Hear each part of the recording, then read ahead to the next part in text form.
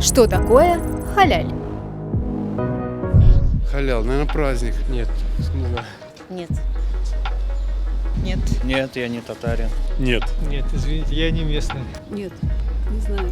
Что-то очень чистое в еде, в одежде, видимо, это соблюдается. Это экологически чистый продукт. Нельзя кушать свинину. Примерно. Еда такая, правильно? Я просто не знаю эту тему. Это то, что позволено Аллахом? Название я слышал, но что такое, понятия не имею. Это именно то, что разрешено по исламу. Халял – это поступки, которые были разрешены Богом для мусульман. Халяль или не халяль? Какую продукцию выберете вы? Продукт с маркировкой лял. Илял, я татарин. Потому что он ведь экологически чистый. И вижу, и брали. Я возьму иляловскую продукцию. Для тех, кто не любит свинину, вот если хоть люди православные, там, ну не любит человек свинину, уже идешь и возьмешь там, вроде бы рассчитываешь, что ее там нет. Не могу однозначно сказать. Я другого вероисповедания. Да, честно говоря, в условиях того, что я человек особенно неверующий, наверное, обычную. Ну, конечно, лял. Его все рекомендуют, все едят в Крыму. Если это проверенная продукция от проверенных компаний, торговых марок, то, конечно, можно брать спокойно. Не, ну попробовать можно, конечно. Аузу биллахи минаш шайтанир раджим. Бисмиллахир рахманир рахим. Халял в переводе с арабского языка означает дозволенное, то есть дозволенное Всевышним Аллахом в употреблении как еда, либо питье, либо одежда, которой пользуются мусульмане. Халял, в отличие от харама, это то, что приводит нас к довольству Всевышнего Аллаха, так как не только то, что мы едим и пьем, является халяльным, а также и образ жизни мусульманина должно соответствовать тем нормам и правилам, которые были установлены Всевышним Аллахом и посланником Аллаха, алейхиссаляту вассалям.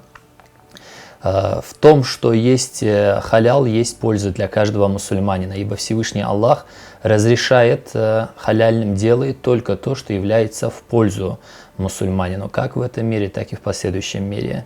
И также все, что является запрещенным харамом, оно несет в себе вред, как в этом мире, так и в последующем мире, поэтому Всевышний Аллах его запретил в употреблении для каждого мусульманина. К сожалению, на сегодняшний день очень много предприятий, очень много появилось всяких точек, которые занимаются якобы халялом, но при этом сильно нарушают те условия, которые должны соблюдаться.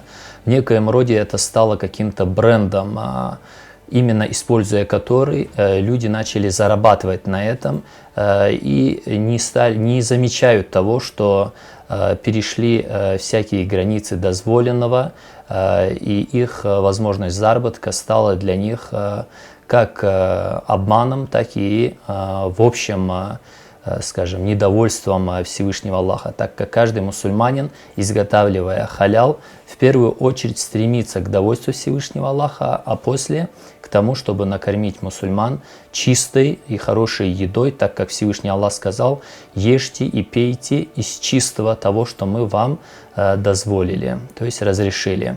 Именно поэтому в духовном управлении мусульман Крыма, так и как и в других управлениях по территории России или вообще по миру, есть центры, которые отвечают за то, чтобы производимая продукция соответствовала тем нормам, которые установлены шариатом, и проводила обследование, фиксировала полностью само производство, или если это забой скота, то как оно происходит, соответствует ли она тем нормам, которые должны быть. И только после того, как все это зафиксируется на камеру, составляется акт, и для мусульман появляется возможность иметь гарантию, то есть в первую очередь Республике Крым и всем остальным, кто пользуется этой продукцией, чтобы они могли спокойной душой, с чистой совестью использовать эту продукцию и не бояться, так как специализированный орган полностью от начала до конца посмотрел производство, и дабы эта продукция стала дозволенной употреблению мусульманами.